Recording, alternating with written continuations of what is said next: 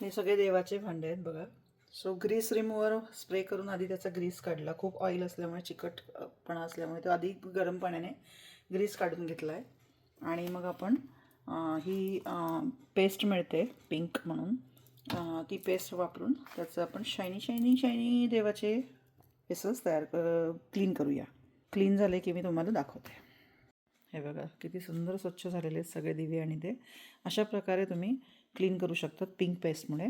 तुम्ही अजून एक यूज करू शकतात मेथड, म्हणजे चिंच टॅमरिन असते ती सोक करायची.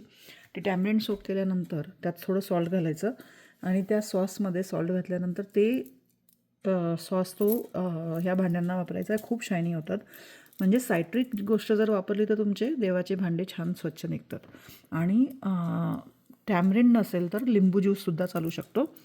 लिंबू ज्यूस आणि सॉल्टमुळे तुम्हाला ग्रीप मिळते, थोडीशी चरचर आवाज येतो, त्याने ते साफ व्हायला मदत होते. आणि सॉल्ट आणि लिंबू म्हणजे सायट्रिकचं कॉम्बिनेशनमुळे तुमचे ते सगळे स्टेन्स असतात ते कॅल्शियम डिपॉझिट जे असतात ते सगळे निघायला लवकर हेल्प होते. तो अशा प्रकारे हा छोटासा व्हिडिओ होता, शॉर्ट होता, त्यामुळे I just wanted to share with you guys.